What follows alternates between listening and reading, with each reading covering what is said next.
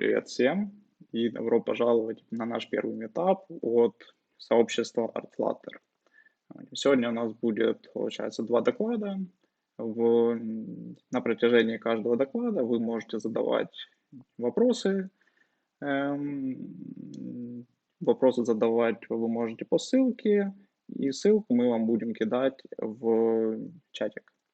Итак, встречайте нашего первого спикера, Майк Pyts. Майк, на тебе слово. Привет всем. В двух словах сегодня расскажу о Flutter и вебе, как оно там работает, какие есть common pitfalls и почему нужно немножко пересмотреть свой взгляд на UI в нем, потому что так или иначе это будет из нашего плана. Не работает UI на Flutter для веба и вообще на веб-платформе, так как ожидается, что он работает на мобильных устройствах. Но об этом немножко уже дальше. Это все? Антон, ты на мьюте?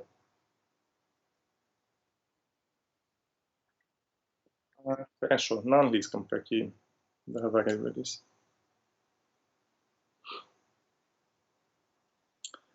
Okay, guys, so today's topic will be my topic, and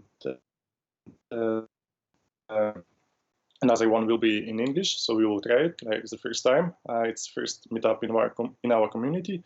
So let me describe what is the main purpose of my topic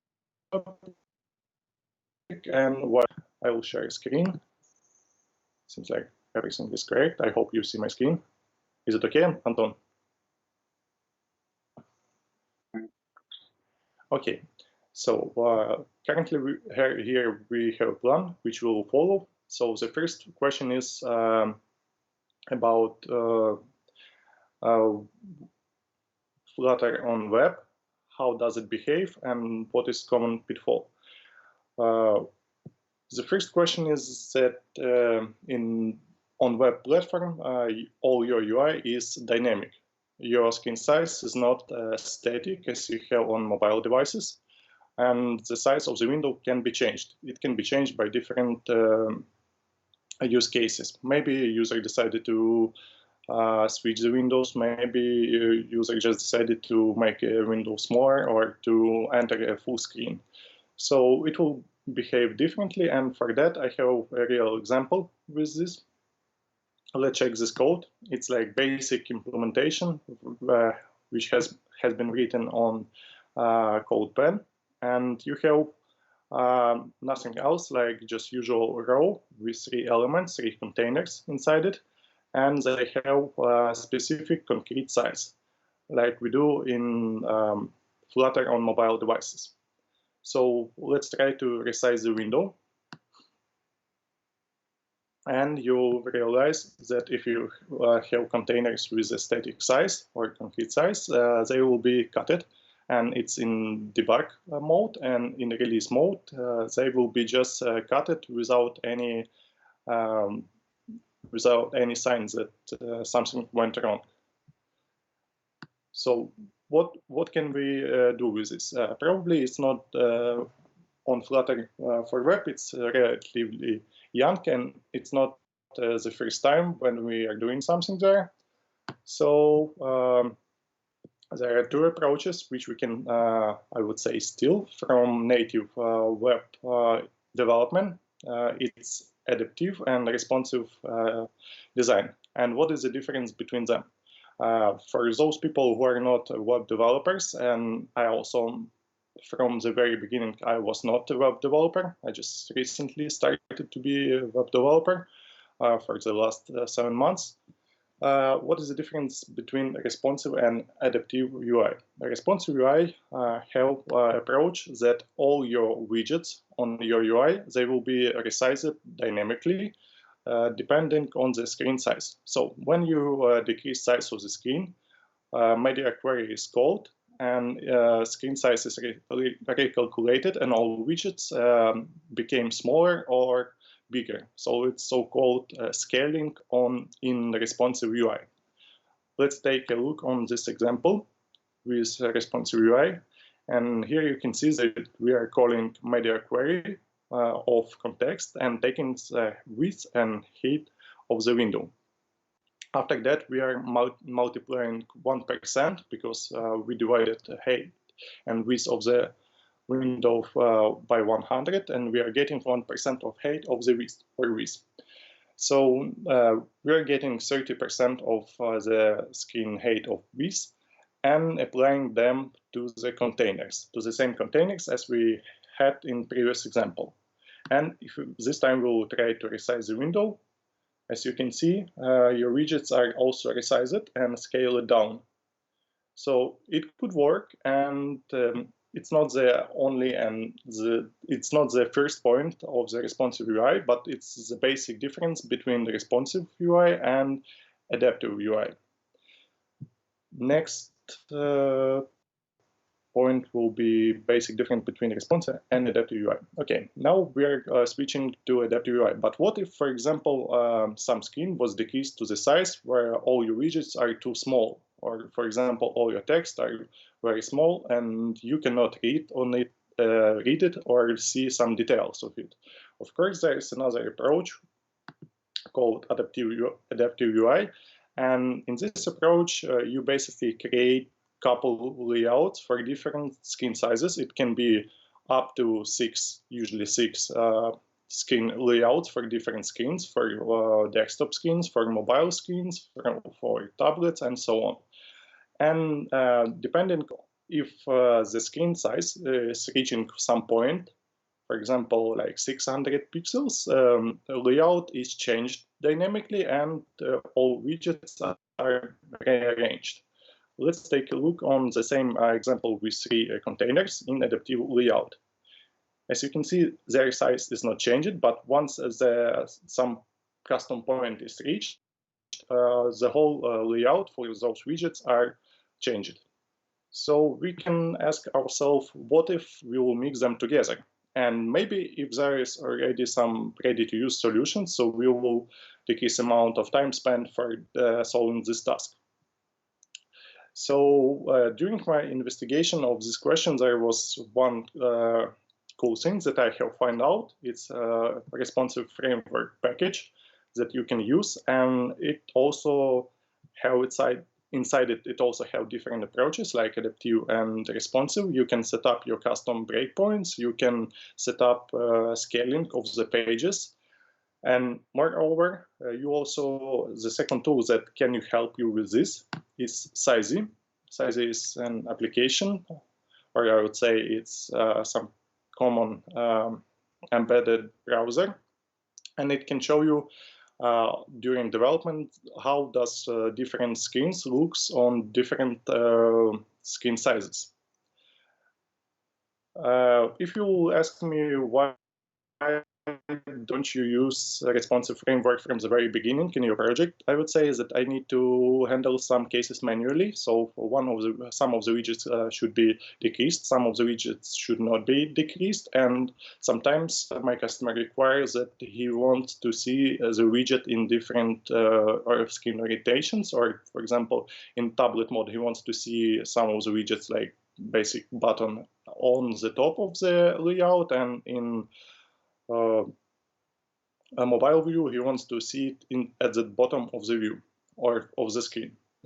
So it's pretty cool. And I also today, during the review of the project, I have realized that they have made a real copy of Flutter website. So you can see, let's talk, it's a topic connected to the performance of Flutter for web at the current moment. And they are improving their performance like every release, and now it's better. So let's check it out. What is the real performance on Flutter website? It's pretty smooth, and they have made a real copies built on Flutter for web. You can be sure about that by inspecting a page. And inside sources, as you can see, it's built on main.js. with Dart2JS compiler.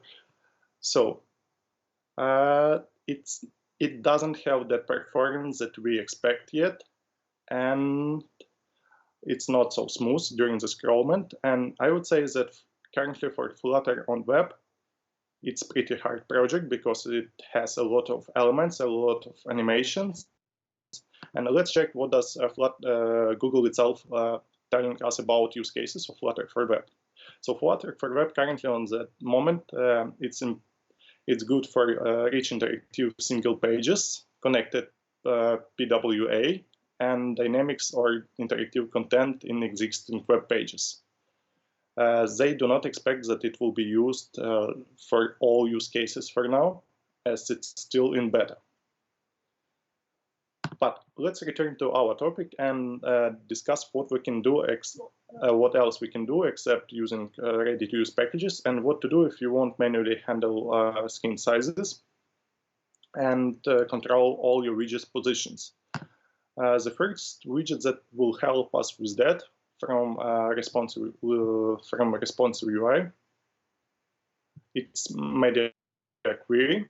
And there is one interesting point. If you are using media query inside your project and inside your road, each time when media query will be changed, it means that all the time when screen size will be changed, media query will be called also, and all sizes will be recalculated. Opening the API documentation, you can see that querying current media using media query will cause your widget to rebuild automatically. That means that build method of the sum of road or anything else will be called if you use media query there, and you are depending on the sizes taken from media query. So how we can use it? And now it's too far from here. I would say that the best approach here is to use media query and call it at the root widget or at the top of the road. So it doesn't matter if it's stateless or stateful widget. All the time when you use or call media query, you call the build and resize the window, of course. You will call build method of the road, and after that, its children build methods also will be called, except const widget, which will be not rebuilt, but it's like a rare use case. So the basic idea is to put media query all the time at the root widget or in the road widget, in the road build widget, and it will be calling and recalculating size of its children automatically. And this is the only place where you need to call it. And let's take a look on example.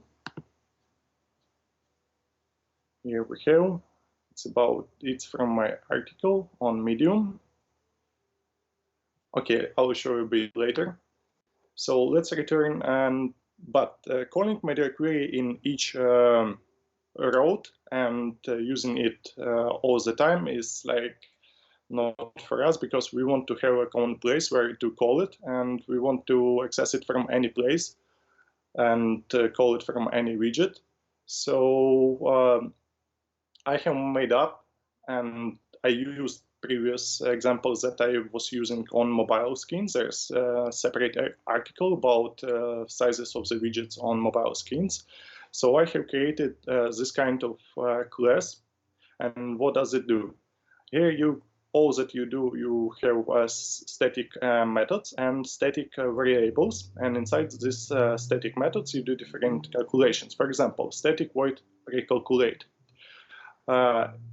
It is taking current media query of context and recalculating size of the screen. So all the time when you call this method, your media query is recalculated, and you are getting relative points for your UI. And also it would be cool to use it, for example, not like in this example. Let's return back to this one, the responsive UI. For example, yeah, and do you remember I was talking about media query, and that will return back to this. So Here's the right place to use media query. And this is the only place which is needed to rebuild all children widgets from calling media query. So I would say that it's not a good example how to use media query, and that there should be a better one. And this is how our so-called screen size class can help us with. The only places, the only thing that we need to do, just to call recalculate method in the row build method all the time. And this real example from improved, if we will compare it to the previous one, how to use it in real conditions. So we're calling screen size recalculate, which accepting context from the build method. After that, it's recalculating sizes of the screen window right now, or browser window, and extension method inside this class are allowing us to use relative appointments or relative points to specify screen sizes. So it's basically all magic around responsive UI in Flutter for web, and all that we need to do is just resize windows to according size accordingly to the along with resizing of the browser window. And next case is adaptive approach, and how we can implement this one, and how we can dynamically change layout of the widgets in Flutter for web during the resize of the window. There's two ways. First one is to use a so-called widget which is called orientation builder, and there you can get two properties. One of them is build context with its context, and second one is orientation, which can be horizontal or portrait. But if you will take a look on this class again, you will see that here is special properties called is portrait, and it's giving you screen orientation if it's horizontal or portrait right during the recalculation of the media query sizes, and without any other additional work. Based on this is portrait property, we can implement different layouts, and let's see how does it work in example.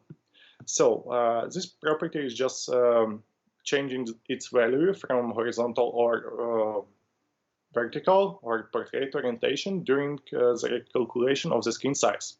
And based on this, we can use one layout with center and column, or we can use another layout with a row. So let's check it in full screen size, full page view.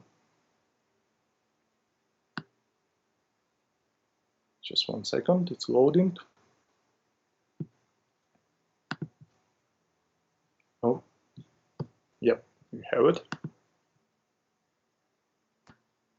So as you can see, during this phase, you have a responsive UI, and the size of the widgets is changing. And once it will reach some breakpoint, the whole UI layout will be changed according to the adaptive layout. And now it's turning from row to the column. So once you have reached some special size of the screen, you can change layout from one to another one, but still using the responsive UI and changing size of the window. That's currently how does responsive framework package working inside, but it's just giving you general control options, and with inside it, if you take a look inside it, probably you'll find the same way. How does it work? And with this approach that I have explained, with responsive and adaptive UI, you can control position of the widgets manually. But what if, for example, you want some common pattern to control positions of the widget on the screen all the time? So I suggest to wrap all your widgets inside, all your rows inside stack widget. With the stack widget, you can use align widget, which give you the exact position, the relative position on the screen all the time, and you can change alignment of some of the widgets during the change of the window size. And let's check how does it work on example here. So you still have screen size calculate, which is calling media query, and media query is calling build method, and all children widgets are rebuilt during it. And you have stack widget, and inside stack widget you have align widgets like its children, and they contain different your widgets itself. Also, based on orientation, portrait or horizontal, you can change dynamically change layout of the widgets. You can play with it as long as you want. You can specify it or predefine build enums, or you can use like points on the screen directly. And it works basically in the same way as the previous example, but it's handy because you can always control the exact position of the widget on the screen. Let's, for example, change the position from center right to bottom. It will be rebuilt. Bottom, center, probably. I don't remember them all.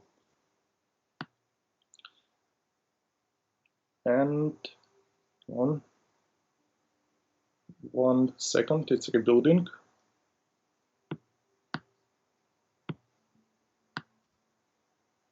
Yep, here we have, so as you can see in horizontal orientation, you have one layout, and also in portrait orientation, you will have another layout. That's how it works with stack widgets. So everything else is described in the topic, which probably will be in the article, which we can attach to the streaming on YouTube description, or also we will insert it a link into the ArtFlutter group. And if you are talking about some common pitfalls which we're expecting, so there's two pitfalls. One of them is if you are using dynamic resizing on Flutter for web, for text, you will face this issue. So during the zooming out or zooming in the text could be the same. And sometimes you are zooming in because the text is too small.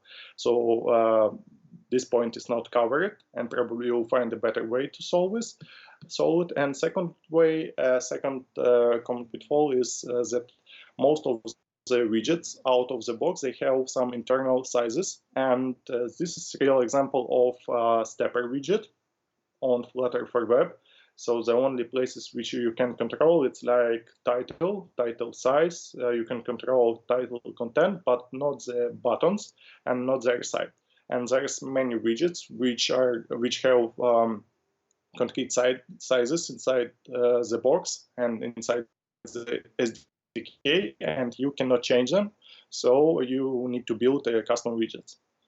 From my side, that's probably all. And I was talking too much, so it's time for your questions if you have some. And Anton will share me a link. Anton, please share me a link for questions.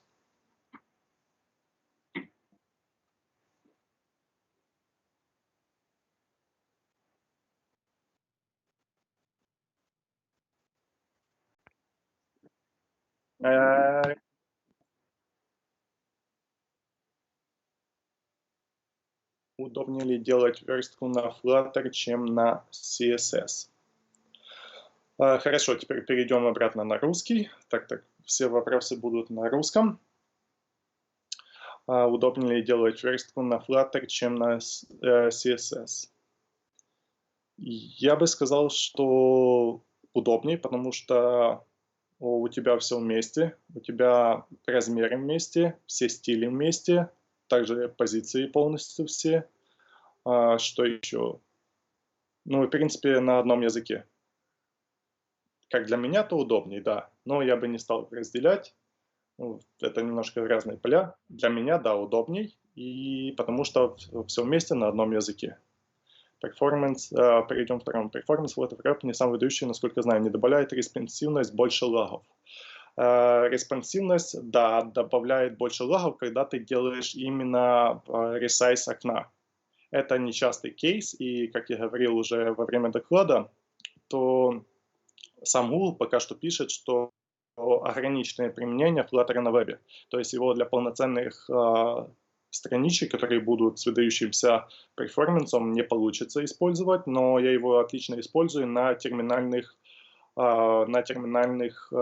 приложениях. Что это значит? Это киоски самообслуживания. Вот мы делаем проект для больниц в Германии и для реабилитационных центров, где на киосках мы его используем.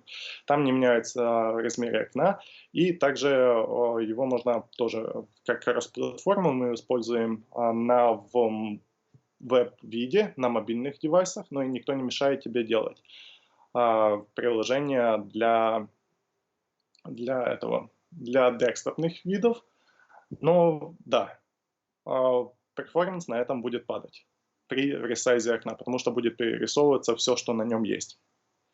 Можно ли скинуть ссылку на статью в чат? В чат можно скинуть. Добавим, думаю, в описании на YouTube.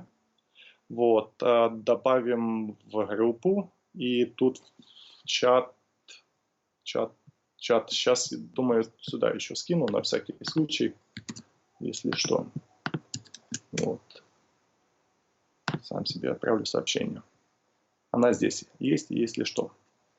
Как вы определяете порой переключение на адаптивную схему на Android? У нас там целый зоопарк разнообразнейших девайсов. Диагональ 6 дюймов, это и 800, и 4000 пикселей. На самом деле определял я только для одного девайса. У нас одна была целевая группа девайсов на Android. Это были планшеты, которые не используют. Никто не мешает сделать много кастомных брейкпоинтов. Вот Васильевич уже скинул. Отлично, спасибо. Много кастомных брейкпоинтов. И так, это и 800, и 4000 пикселей. Да, действительно хороший вопрос. Не сталкивался я с тем, чтобы на целый зоопарк девайсов это переключать. Только работали на одну целевую группу. Організаторам на замітку. Приєдналися рівно о 6, але доклад почався явно раніше, відразу змазало враження. Так, там у нас 18:20, я даже раньше закончил. Это уже пообщаемся в группе касательно этого. Can you compare React Native Web to Flutter Web? We have tried the first one. Unfortunately, no, I haven't tried React Native Web, so I cannot say anything about that. Seems like it's all questions that we have. Да, это все вопросы. То есть я даже раньше закончил. Может, еще о чем-то пообщаемся, Антон? Пока что у нас есть время, и я явно раньше закончил. Да, я предлагаю сделать сейчас пока небольшой перерывчик. Вот, типа, я думаю, минут где-то 10 давайте сделаем. И уже после этого присоединится второй наш докладчик. Да, если Дарел уже успеет и подготовится к этому времени, то отлично. Если нет, может, какие-то еще вопросы здесь появятся и поспрашивают. Хорошо, пока переключаемся на паузу. Все, всем спасибо. Спасибо всем.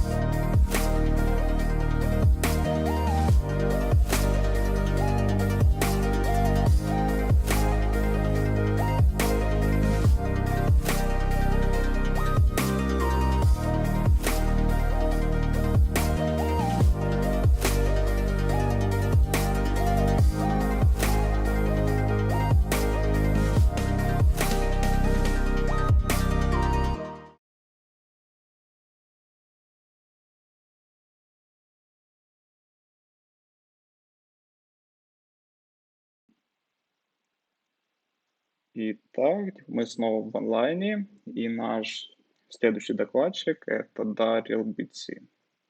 Дарел, тебе слово. Привет всем, меня зовут Darel Bitsy. Мій доклад буде по інтеграцію C і C++ коду в Flutter додаток. Зараз я розширю свій екран. Видно екран?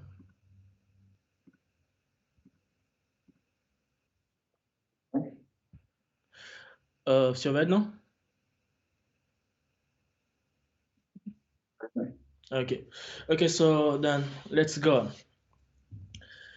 So today I'm going to present you guys my presentation, which is about how to integrate C and C++ code into your Flutter application.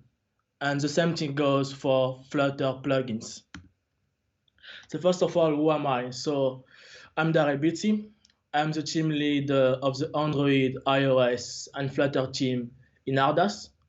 I have been building software for the past 7 years, and for the past 5 years, I've been building mostly on mobile, using native Android, iOS, and Flutter, and sometimes Xamarin. Yes, so you can contact me using the links which are here. So first of all, why would you use or write C++ or C code for your Flutter application when you have Dart, Java, Swift, and so forth? So in your journey as a software engineer, you will sometimes have to implement features that require you to access specific low-level device or system capabilities, accessories, or resources which are not available in the high-level API, which means Swift API, Java, or Dart API. So for such cases or use cases, you will have to access those services, accessories, using the C or C++ APIs. Or for example, if you have a feature that requires you to use a maximum amount of system resources, for example, memory, those type of features cannot be easily implemented in Dart because Dart is garbage collected. So for these features, you will have to implement those in C or C++ because they allow you to use or control the memory as you wish. And the last thing is if you want to use a cross-platform library, for example, a library to stream RDP video from a security camera to your Flutter app, you will have to, most of the time, use a C library, for example, GStreamer. Or like in our case, we will see basically how to add a database library, which is LMDB. If you guys know it, we will try to implement it using Dartv in Flutter. Yeah, so ways to implement or integrate C and C++ code in your Flutter application. So on Android, you can integrate C and C++ code using basically, you have to bundle the code as a shared object library, which is a .so file. So the code we have to be built and bundled into the app using Gradle CMake or ndk-build. And then you can access this library or the method that the library provide using JNI or Dartv. And on iOS, if you want to integrate C and C++ code, you will have to bundle it as a static library or as a dynamic library or as a text-based dynamic library or a framework. And you can then access it using Objective-C or Swift or Dartv and so forth. And on web, you can integrate C and C++ code. You have to first compile it to WebAssembly. And then from WebAssembly, you have to convert it to JavaScript using let me put the pointer, using the AMS scripting tool, this one. And then you can access it using Dart.js. So in this presentation, we will see how to access and build C and C++ library using Android and iOS, and then how to access it using Dartfee and Dartfee on both platforms, Android and iOS. So why not using the Java native interface or the regular Objective-C and Swift? Because basically in Dart you have something that is called isolate, and when your app is launched, it's actually running on an isolate, and the isolate has its own memory.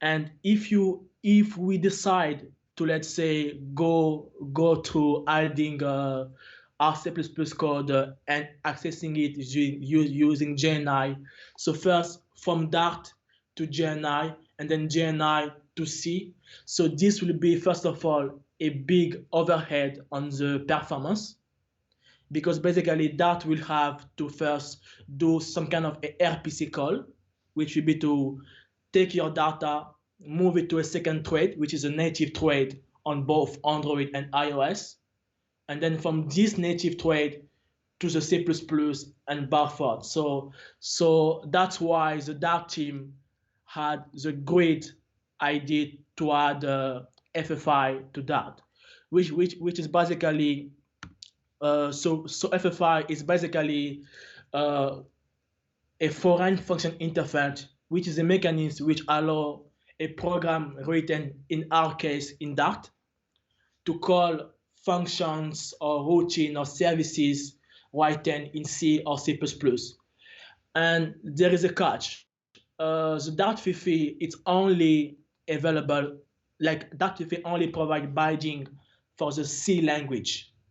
So if you want to use a C++ library or to access C++ library, you will have to first maybe expose the C++ library with a C compatible interface, which means that you have to define what is called an extern C, or you will have to write wrappers around the C code in C, so that Dart can easily access the functions, the property, and the services of the library that you want to use.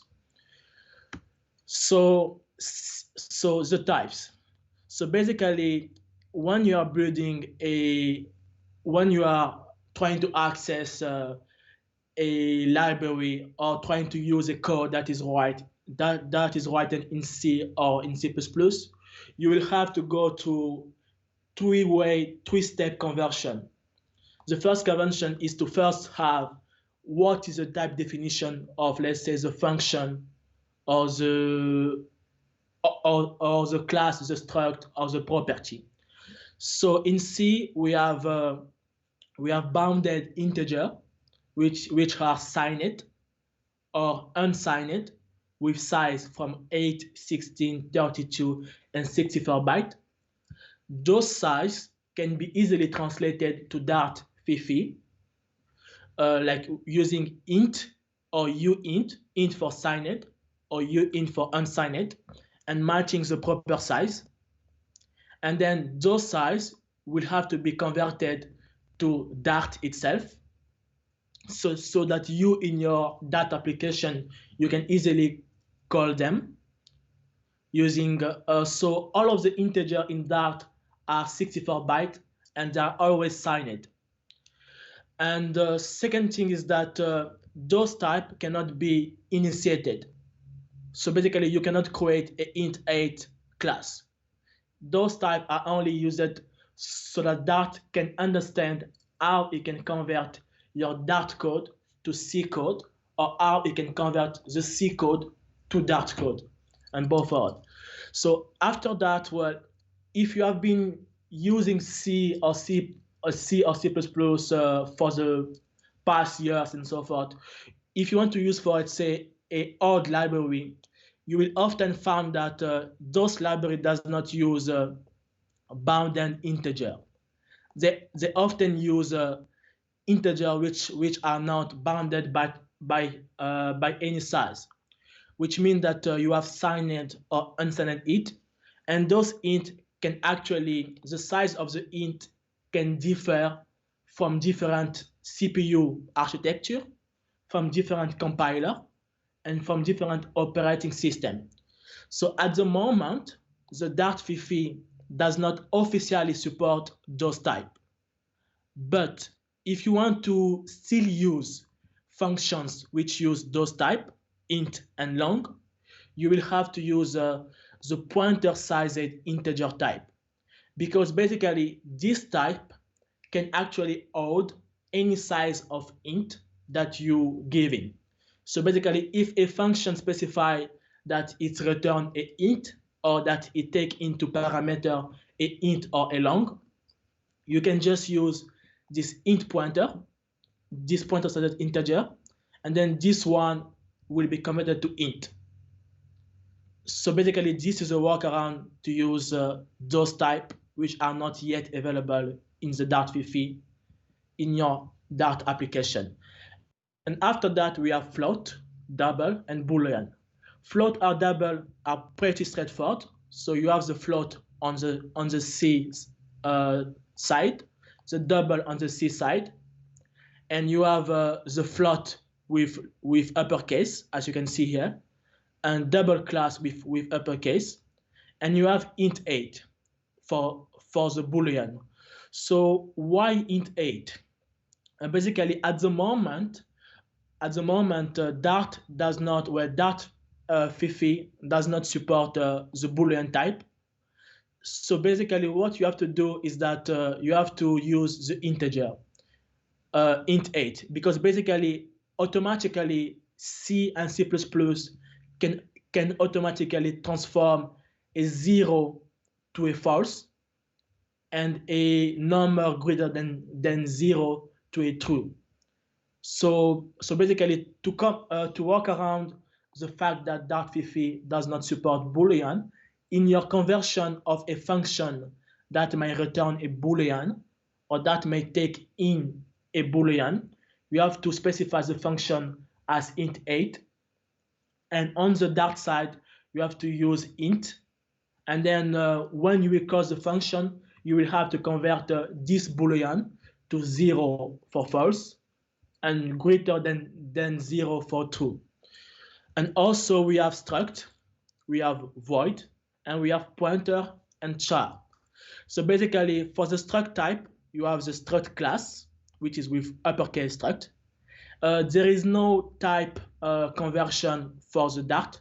So basically, in your Dart code, you will have to define a class that will extend basically the struct, and the same class will be used on both sides, here and here. And for void, you have the uppercase void on the Dart Fifi side, and you have the lowercase void on the Dart side. So as I said, the conversion go from C, Dart Fifi, and then Dart. And for the pointer, you have the pointer class, which can be allocated using malloc on both sides, Dart and C. We can also be freed using on both sides, C and Dart. And you have char. So char is basically the current way on C of defining a string. But unfortunately, on the Dart Fifi, you have to define the string as a class which is called UTF-8. So when you will have a function, let's say a function in C, which return a pointer to char or a char, you will have to define the binding to this function as pointer to UTF-8. And then on the Dart side, you will also have to define this maybe as a string and then manually convert it to a pointer of UTF-8. We will see more example in the demo on how to do that. And also at the moment, C Enium are not supported in Dart Fifi, but from experience, there is a workaround. So let's say you have an enum with some feed, and let's say you have a function that returns an enum or that take into parameter a enum. So for that, you can specify, just as we said, you can specify the pointer size integer, because basically the size of an enum is not a constant. Like the size of an enum is depending on the compiler that was used to compile the C code, or the size of the enum is depending on the OS or the architecture. And on the Dart side, you have to use int. So you can do, there is a way to actually have a more cleaner ways of defining C enum in Dart. So basically, if you have a enum like that, as you can see here, you can just do the binding using int ptr, but in Dart, you can specify the enum as a Dart enum.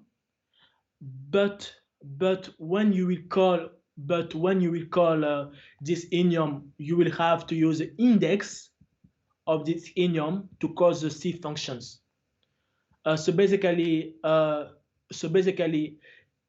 order of the enum options will have to match the C order of the enum options.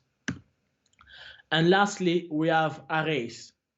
So currently, Dart 50 also does not support C array, like int, char, and so forth. But there is a workaround, of course. So you can use a pointer of the type that you want to have in the array, and then create this pointer to have a size matching the amount of value that you want to have inside of the array. We will see an example of that in the demo shortly. So here is a small example on how a function in C will look like in Dart 50 and then in Dart. So for example, we have a multiply function which returns an int of 32 bytes. We take into parameter an int of 32 bytes. So in Dart 50, you will have to represent this function as follow: int32 function, which take 2 int32, and from the Dart perspective, excuse me, you will have to just say int2, because basically, as we said previously, Dart only has one int type, which is signed 64-bit. So let's say you have a void function which return void and take an integer. So for Dart 50, the conversion will be void function, and size here, we don't have a specific sized integer. We have to use a pointer sized integer, which is int ptr. But in Dart, we can easily just use int, because basically integer in the Dart VM are always 64 bytes. And let's say we have a function that return a pointer to a car, which can be actually a string, and which take pointer of int and of multiple integer. So the conversion would be a pointer to UTF-8 on the Dart 50 side. And here also, as you can see, the integer does not have a specified size, as here, for example. So that's why we have to use a pointer sized integer. And we don't have to specify pointer because this one is already a pointer, but just a sized pointer. And on the Dart side, on the Dart side, since the conversion to the string of Dart have to be done manually, so you have to specify pointer of UTF-8 to basically match this one. And then if you want, you can manually then change from this to string. We will also see example of that in the demo. And let's say if you have a struct, which is basically a way of C code to define a type, of an object, for example, something close to OOP.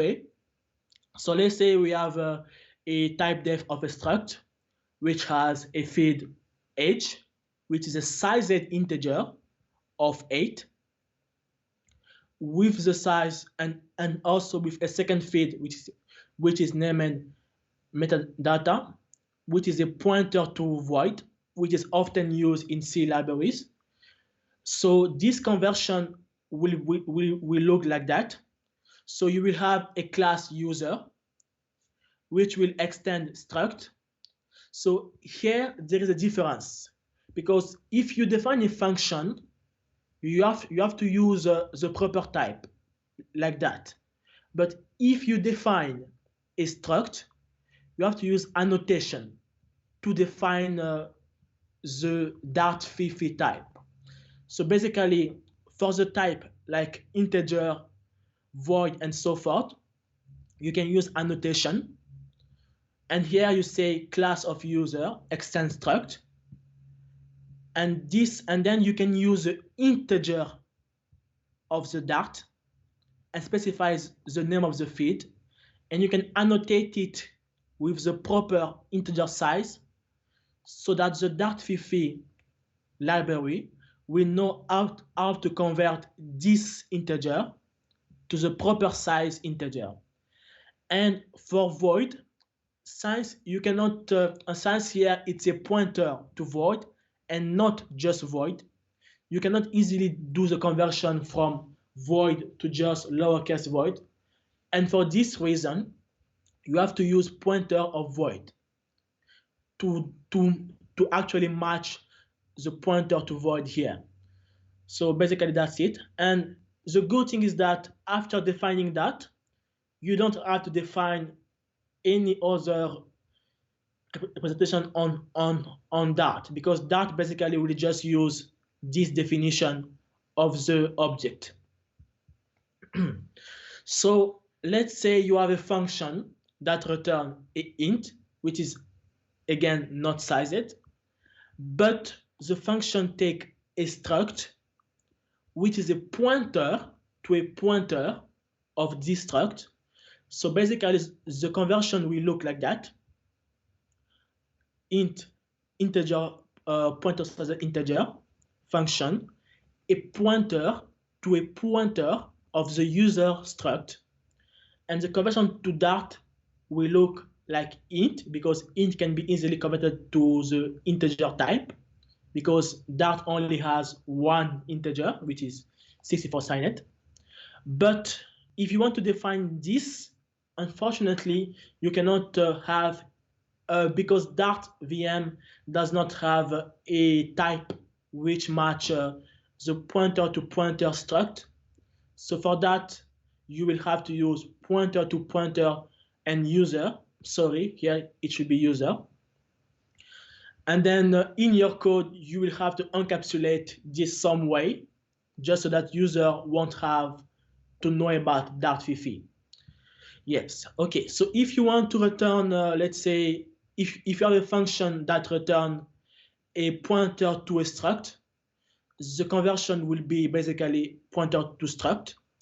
And since again the Dart VM does not have the pointer type, you will have to use, you will have to use the same Dart Fifi type pointer to define this representation of this function in the Dart VM. Okay, so now how to define enum. So just as I say, enum in C are not yet supported in Dart Fifi, but there is a workaround. Like you can specify this enum as integer in Dart Fifi, which means that functions that receive these enum options, like for example this one, will have to have integer pointer defined. And in your code, you can have enum of, for example, matrix pill with the same order matching the order here. And then, for example, if you have a function, let's say void choose Nero, which take an enum of matrix field, which can be red and blue, just like in the matrix film. So this will be the .fifi conversion of these C functions, which is basically uppercase void function, and the integer, because basically an enum size can be different depending on the OS, on the architecture, or the compiler that the code was compiled. And then to call this function in Dart, so basically the function will look like this: void, lowercase, because void can be easily converted to void. And then the parameter will be int.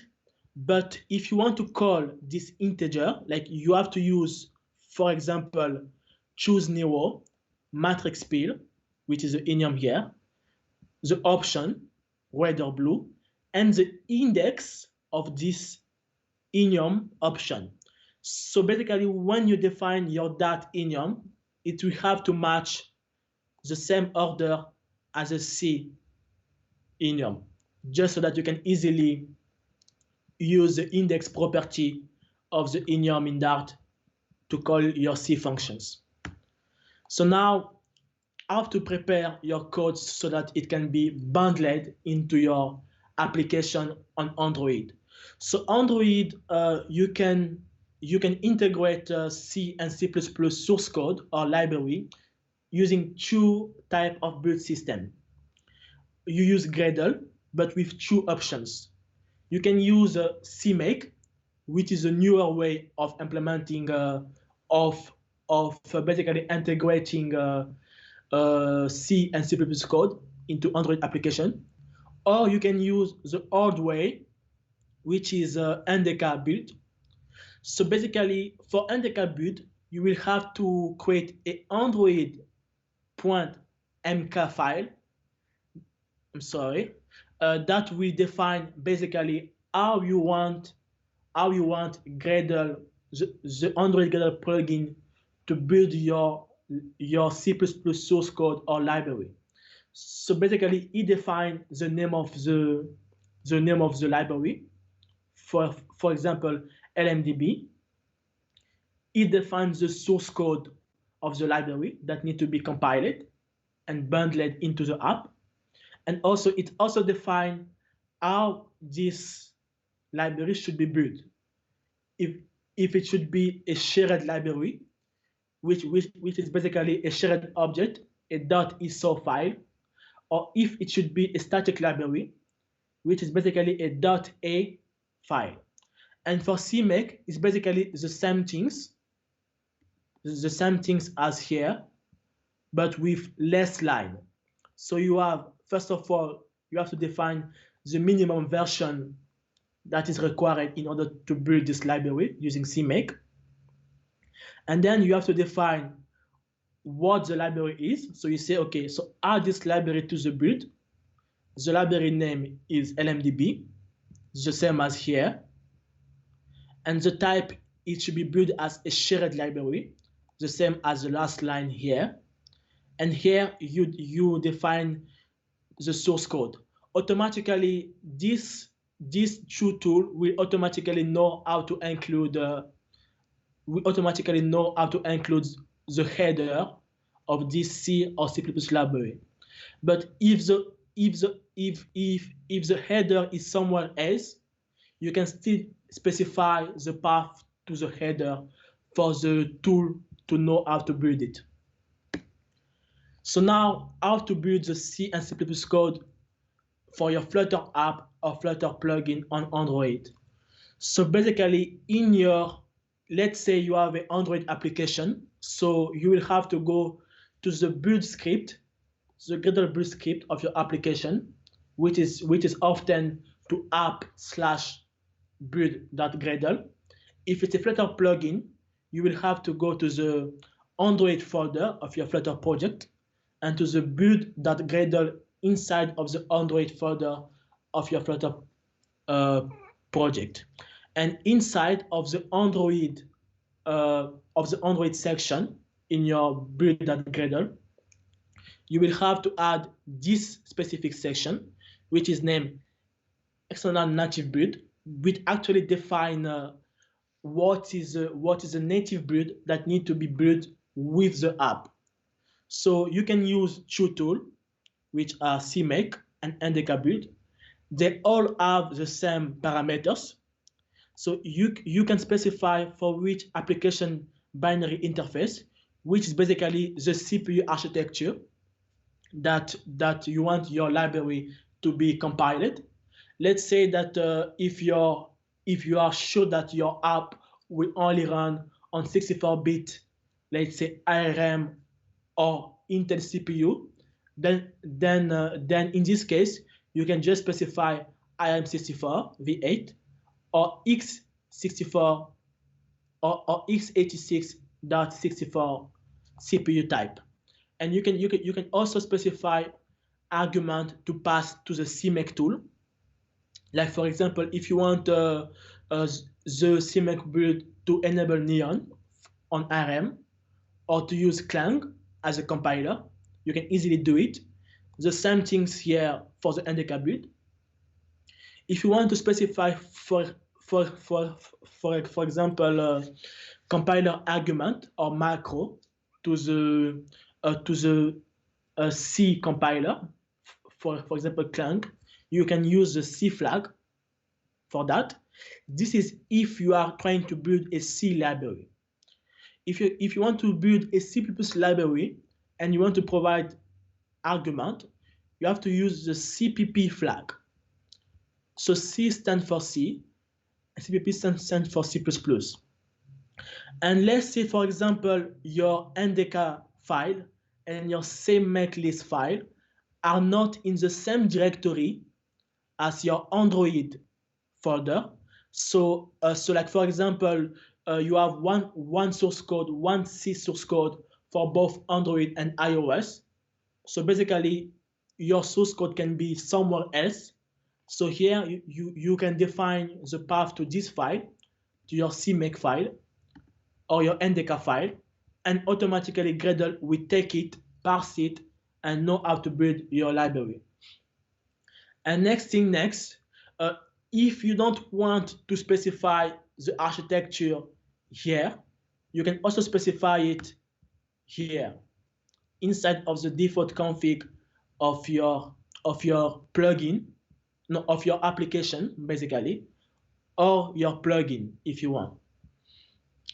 And then at the end, after the build is done, you will inside of your APK file.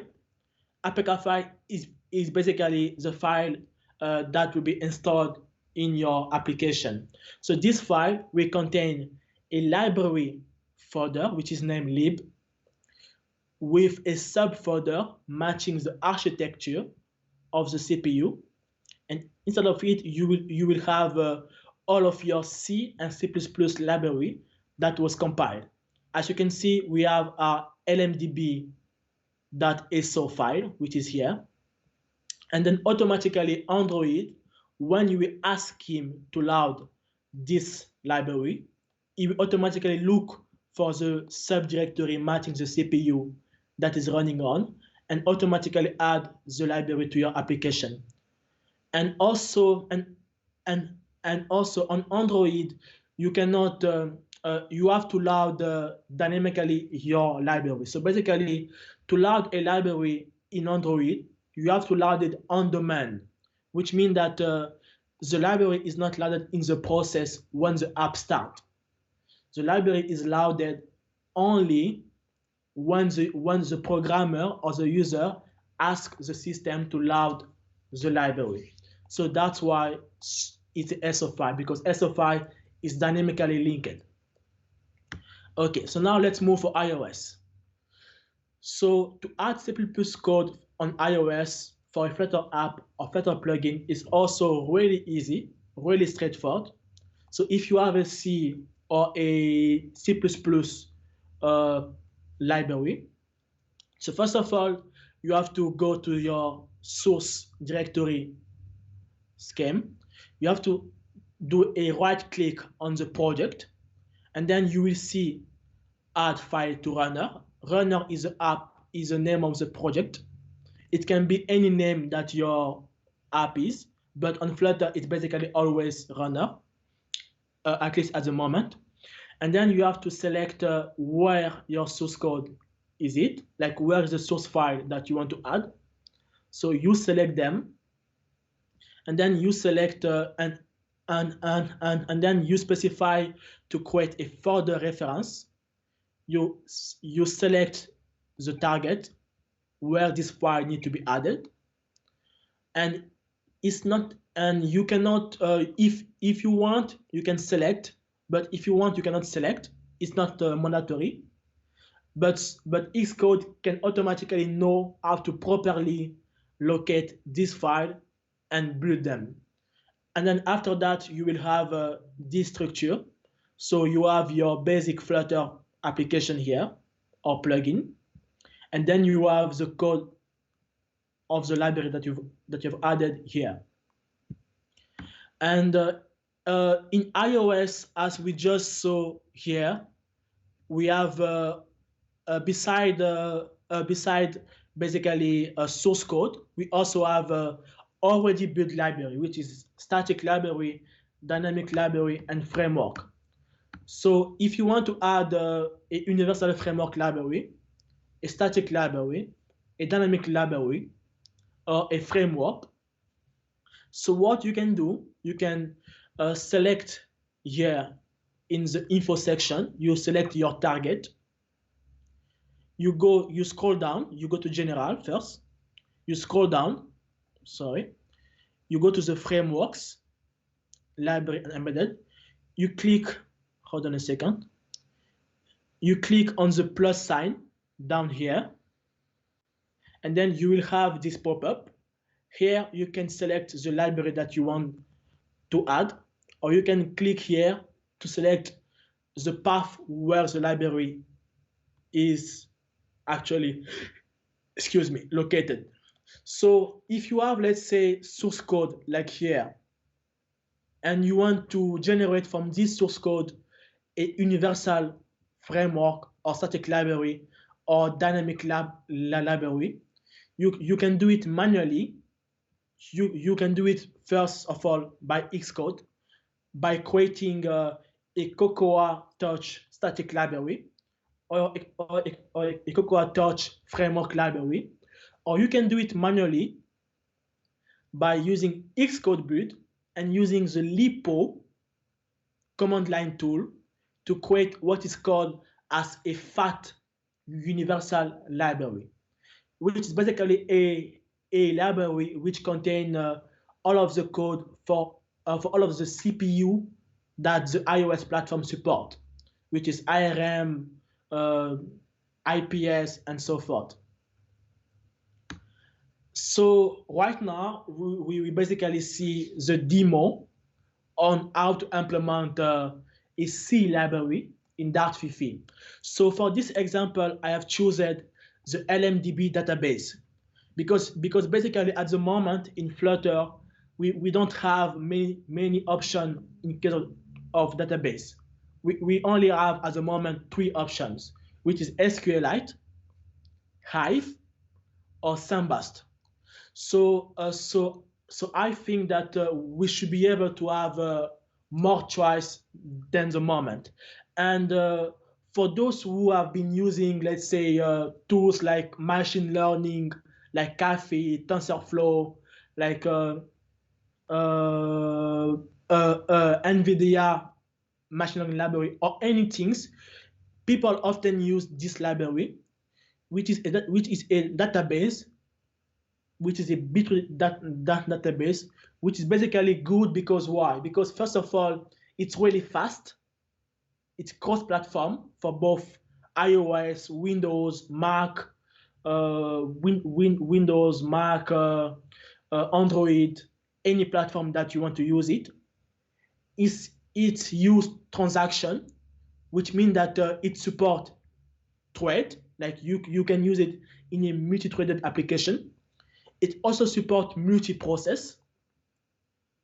It also has it can easily recover if anything goes wrong in the app. So basically, if you have a bug in your code, this will not break your database like you have in SQLite or Hive. Like if you have, let's say if the system reboot when you're doing a write, this will not break your database. If let's say the system crash, it will also not break your database, because this one is really good for let's say small app, big app, no matter.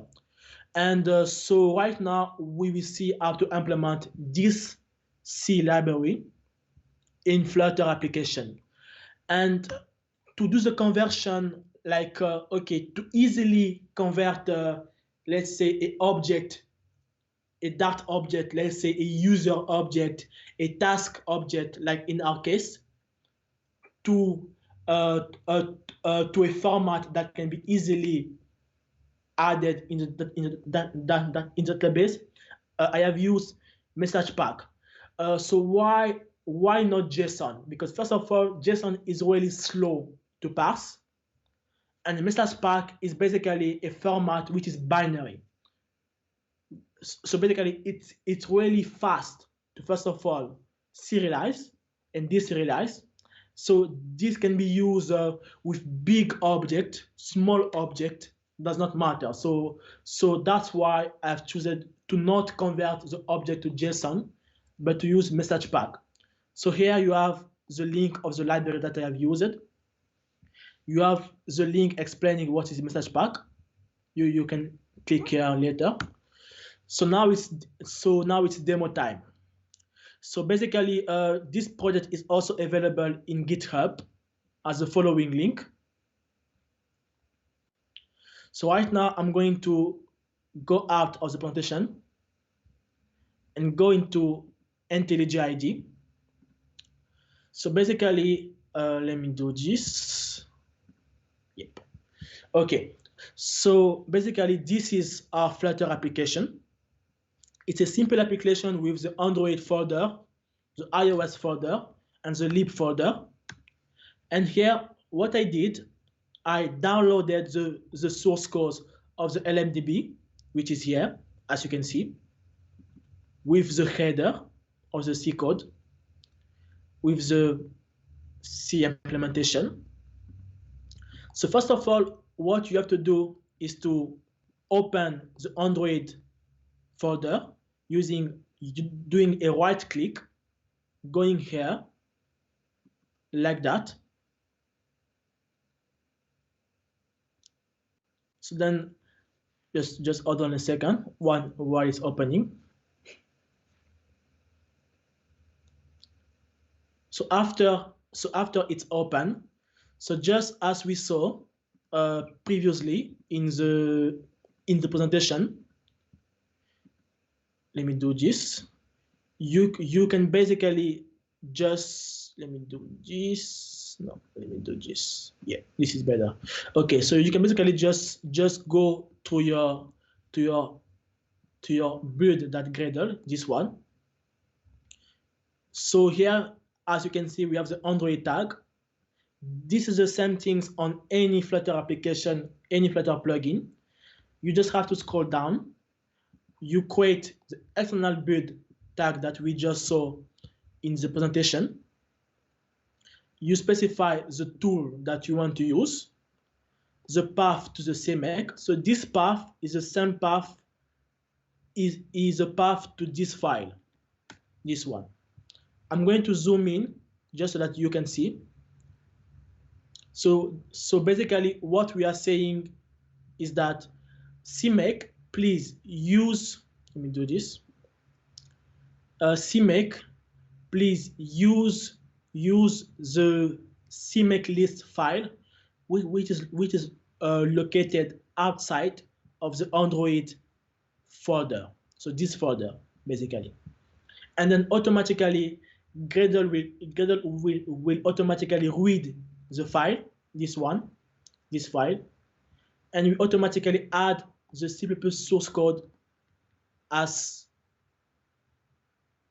your source code to be bundled. So as you can see here, now the library that is here, that is outside of this folder, is properly recognized as a valid source code of this project. So we have the header, as you can see here. We have the implementation and so forth. Okay, so I'm going to close Android Studio because it's no more necessary. So if you want to do the same things on iOS, just as we saw, right click, Flutter plugin, open iOS module.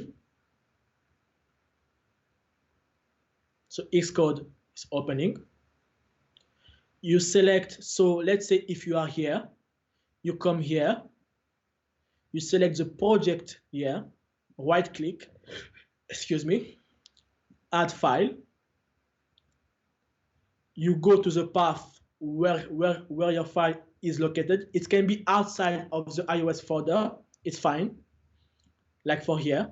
Since I've already added the file, you can see that here it's gray. That means that it's already added to the target. So here you specify the target that you want to add. You specify that it should create a reference to those files, like here. If you want, you can copy the file here, but at least for me, this is just like duplication. It's not necessary. So after that, you just click to add, and your file will appear under the runner project. And then the same things if you want to add a already like if you don't have source code, but you have already a artifact, a framework, a static library, a DLL, a TBD, you can just click here. So as you can see, it proposed me first of all of the libraries that are available inside of the iOS SDK or inside of the pod. So if you don't find your library here, you can click on add other here, the same things, or add dependency, the same things. So I'm going to close also Xcode so that we can focus on the Dart part. So I'm going to open the header of the LMDB. So LMDB is a database which works as follows. You have let's say you have an environment which can contain multiple databases, and this environment can be created, and then for each insertion, deletion, or access, you have to use transactions. So this is using something that is called, let me go to LMDB, something that is called as MCC, hold on a second, as MCC design. Like everything has to go using transactions. So why? So that in case if you're, let's say, if some issue happen, if you have some code, if you have some bugs in your code, your database will not be break because basically the transaction was not committed or was not completed. So first of all, it's a good practice to create a separate file.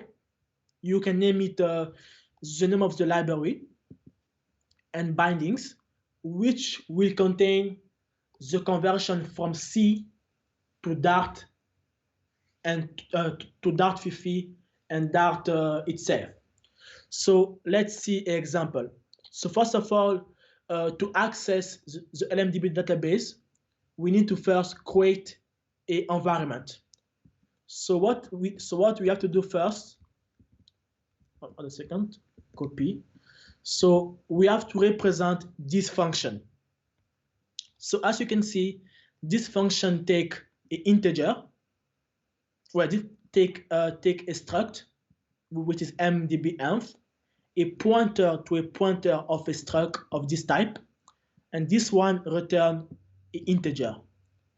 So the Dart50 version of this function, let me do this.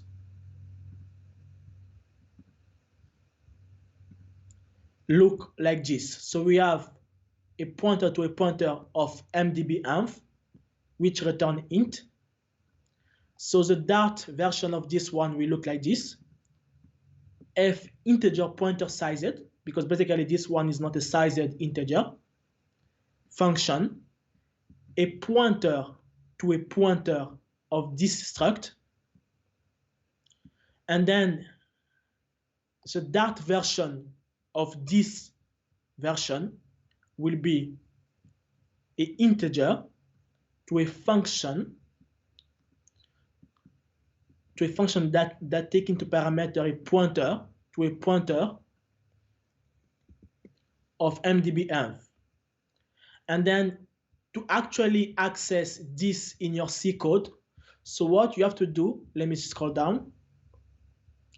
You have to first, so basically, just as I said previously, in Dart, you can load the library two ways.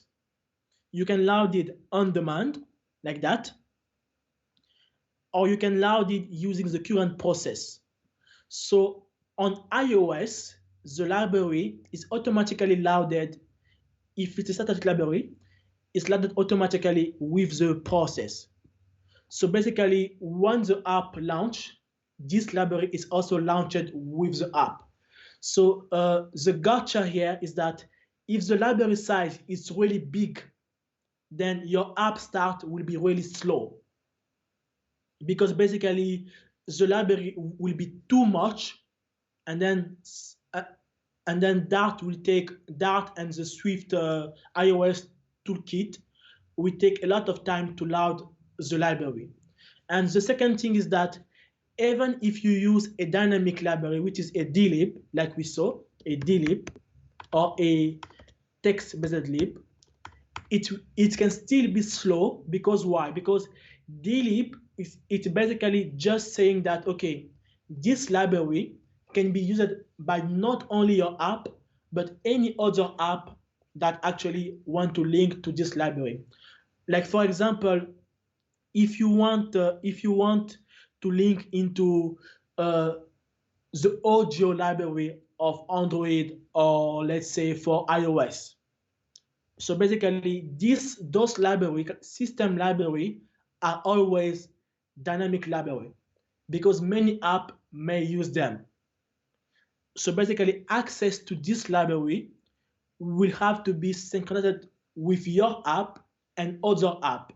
So that's why it's always, not always, but it may be most of the time required to use a static library, because loading the library may be slow, but using the library will be fast. But if you use a dynamic library, loading it might be slow, might be not slow, but to access it, you will have to wait for maybe some other app to access it, or you will have to wait for you to access it. Yeah. So basically, you load a library by calling dynamic library open function. This function take a string, which is basically the name of the library. And if, for example, you are in macOS or iOS, you can just use the current process, because macOS supports static library. So basically, they are bundled with the app and launched automatically when the app starts. Yep. Okay. So now, first of all, we have to load the library, like here. So the library is loaded. Now we have to find, we have to find these functions from the dynamic library that was loaded. So basically what happens is that you use the instance that was loaded. You use the method lookup, which will basically look for this function name inside of this library. And here you define that, okay, I want to look for a function, a native function, which match the signature that was specified here, like integer pointer, function, pointer to pointer, and mdv-env. Yep. Let me scroll down. And then after that, you have this one will automatically convert this type of function to the Dart version of the function, which is integer function, pointer to pointer. And then inside of your application or of your library plugin, you can easily call it. Let me scroll here, just like that. So bindings, the name of the field, and the parameter. Okay, so let's see a quick example on how to create a pointer. Because as you see here, we have to pass a pointer to a pointer of this type. So first of all, we have to allocate memory, which means that we have to simulate a malloc on the Dart side.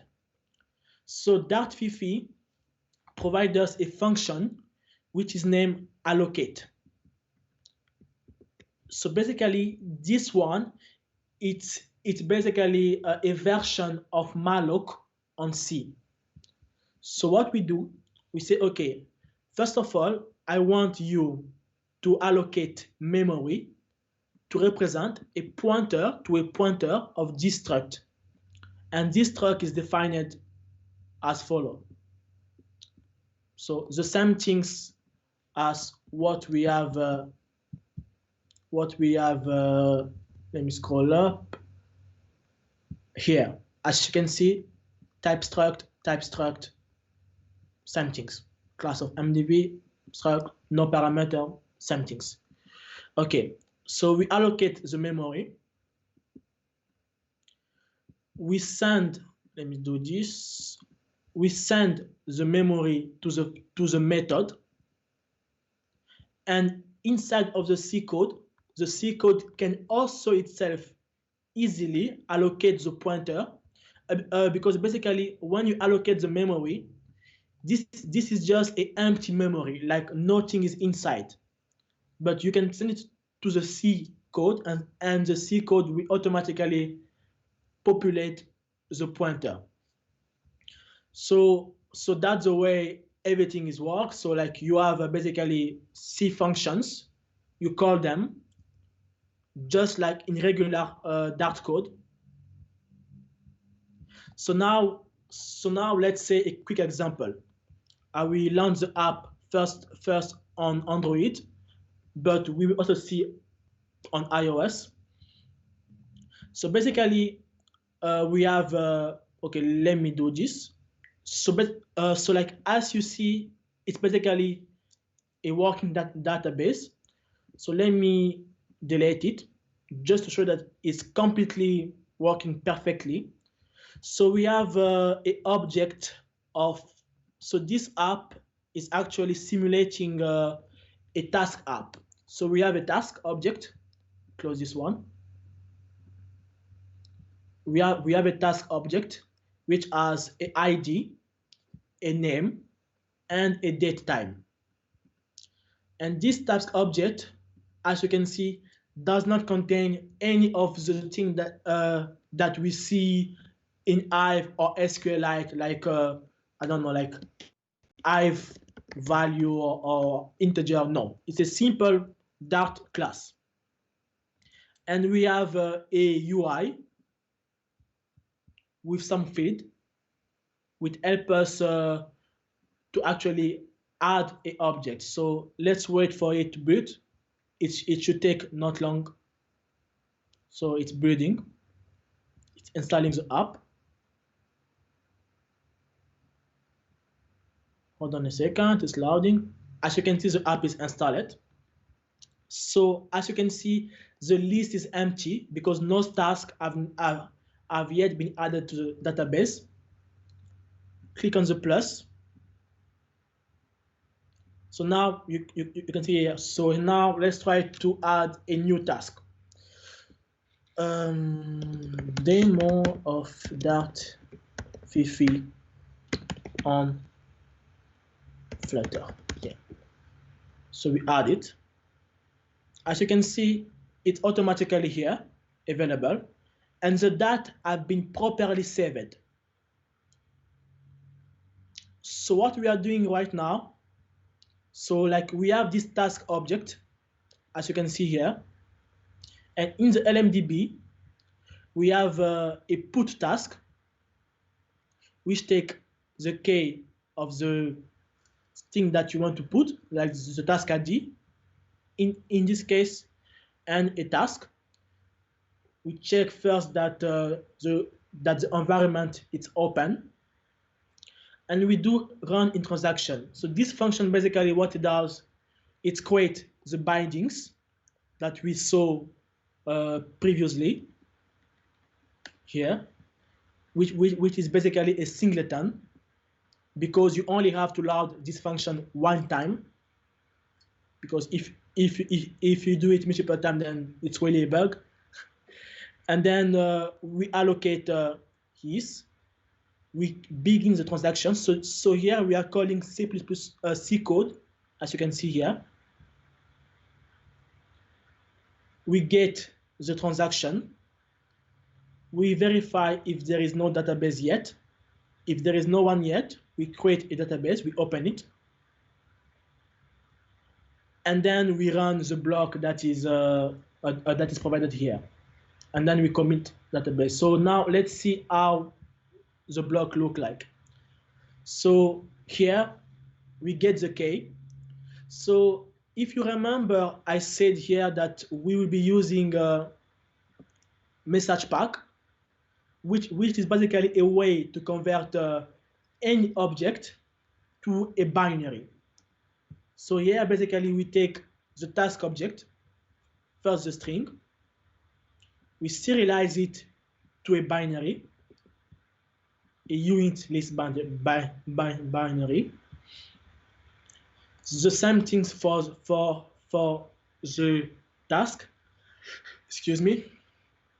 But first of all, the thing is that message pack does not know how to serialize a task.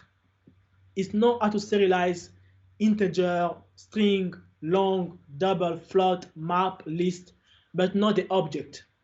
So that's why we have that's why we created this encoder and decoder, which basically take an object, if it's a task, and just change it to a map and serialize it.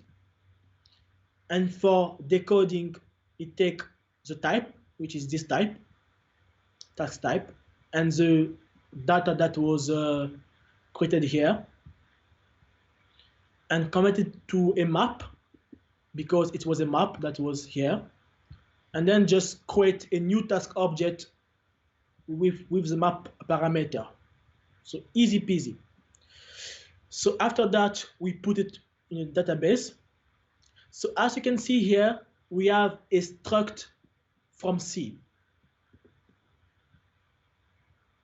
So this struct, let me do this, let me close all of this. This struct representation, it's the same things as the one that we have here. Let me do this. So as you can see, we have mdb val, the same things as the one we have here, mdb val. Since this one is also not yet supported in Dart, it's basically just a size, like a byte size, representing the size of the data that will be added. So here we specify it as an integer PTR, a pointer size, just as we saw previously. And we specify the Dart type of this one. And here you can see that this is a pointer to void.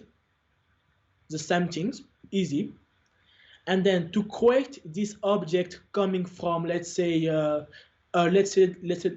you are coming from Dart, you want to create this object, you can use this to factory, just like any Dart object, factory constructor. And then inside, we use malloc to create basically this one, to create a pointer to this object. And then using the reference property, we can easily assign the value, just like regular Dart. And let's say if we want to create from a binary that we get from message pack, we get the binary, we allocate, and just a quick note, this I actually founded it just by thinking, because basically currently there is no way to go from a uint list from a pointer right now in Dart. There is a way to go from a pointer to a uint list, but there is no way to go from a uint list to a pointer. But what you can do as a workaround, you can allocate memory that match the size of the uint list, and then after that, because basically a pointer, as you can see here, it's an object which can be like accessed using using element. So like basically you can basically add value to every index of the pointer. So here I have a function that take a uint list, which is binary, and a pointer, and I go through all of the elements of the uint list, and in the index of this object, I just add the value. So this is a workaround to actually populate, to actually simulate creating an array of any type in Dart. But unfortunately, I could not find this in any documentation or any GitHub issue. So it took some time to find how to do this. Well, I had to read the C code of the Dart Fifi API. Okay, so after that, so basically for the size, because here basically we are specifying the size of this data. So what we have to do, we have to basically take the size of a uint 8, which is basically 8 bytes unsigned, and multiply it by actually the length of this list. So this actually creates enough memory to hold all of the bytes from this data. And for the k, it's pretty much easy. We just take, we just take the k and just easily cast it to a pointer of void. Because basically in C, you can cast any kind of struct or value to a pointer of void easily. So let's come back to the example. So as you can see here, we just take this one, create a Dart version of this struct, and give the address. So this one refers to the memory address, like the pointer refer to the pointer that this struct is 7n. So why we do that? Because if we see the mdput function in the header, you can see that it receives a pointer to a transaction, which is this. It receives a mdb, and mdb is actually just an integer. So that's why here is just basically a pointer to an integer, as you can see here. And this one require actually, let me scroll down. This one require a pointer to this value. So that's why we don't pass the object, but we pass the address to that object, the same thing as here.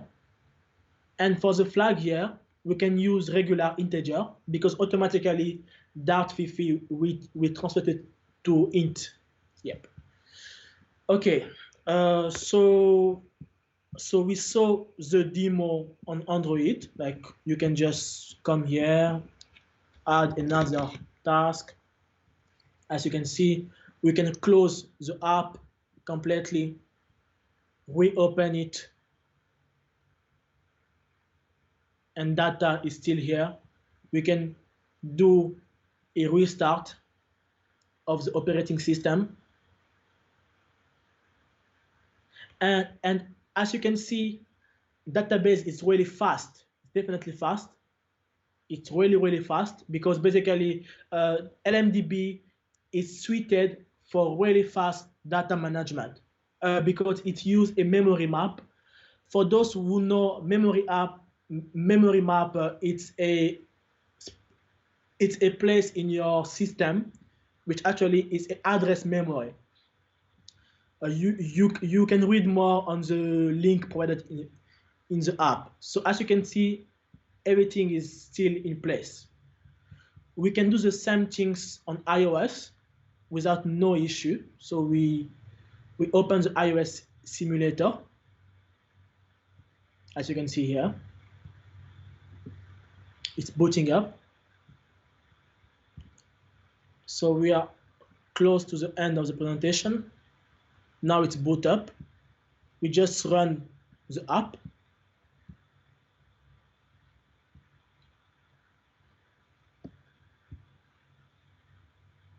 Let me do this. Let me come back.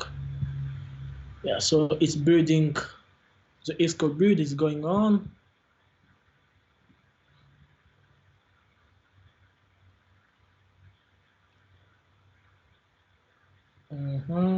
Few seconds. Let's see.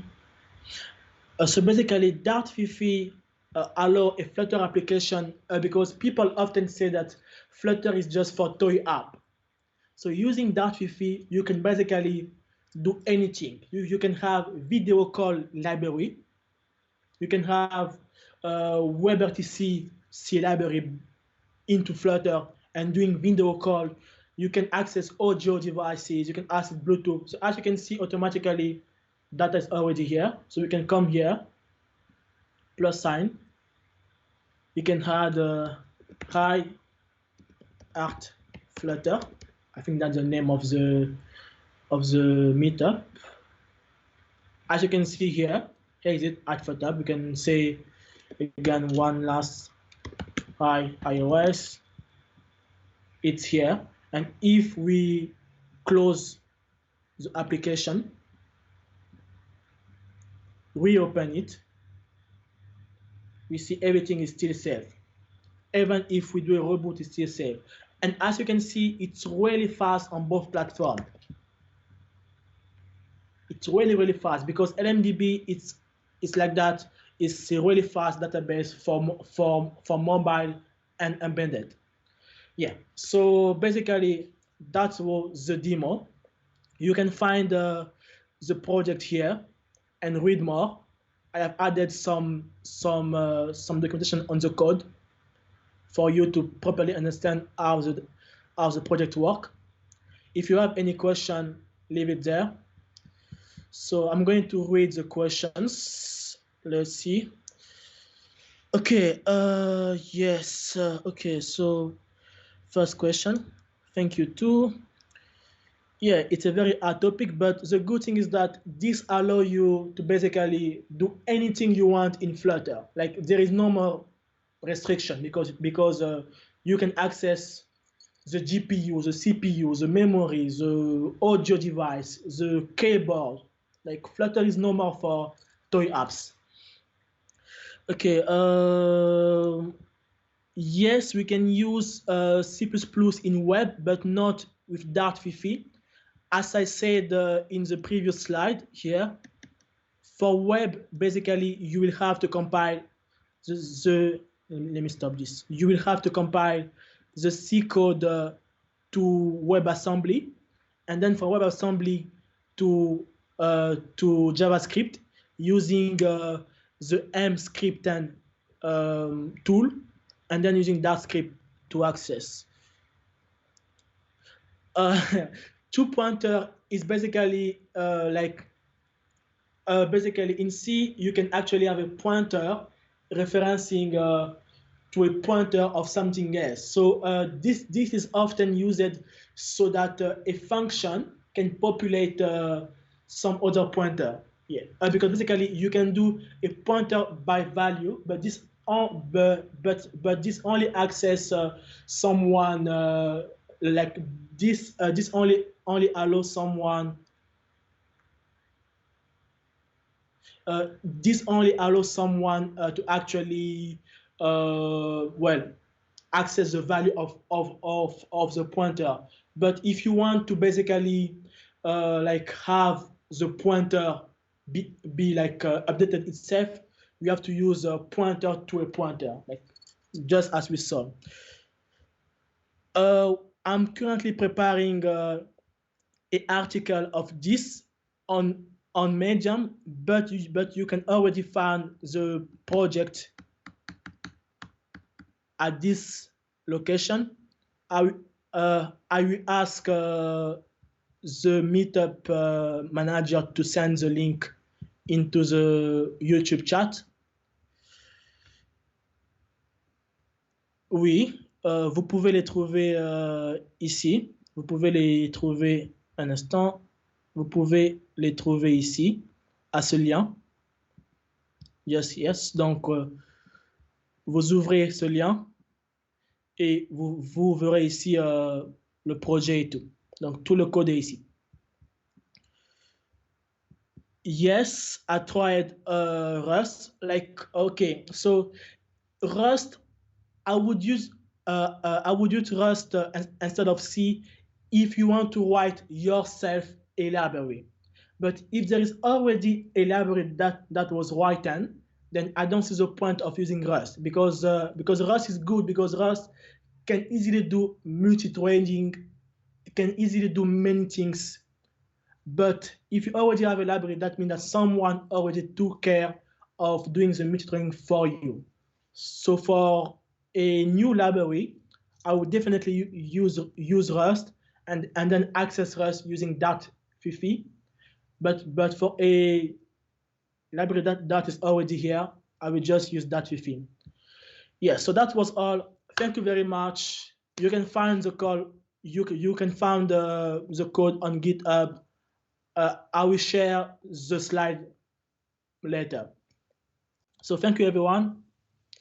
You can still find me if you have questions at those links: GitHub, Twitter, emails, Bitsy Darel, or LinkedIn. So that was all for me. Thank you, guys. Спасибо за доклад. Тема действительно очень хардкорная, но наверняка многим будет полезно. На этом наш метап заканчивается. Подписывайтесь на наш YouTube-канал. Скоро здесь уже появится полная запись этого метапа. И также по каждому докладчику мы сделаем нарезку видео. Спасибо всем за ваше участие. Всем пока.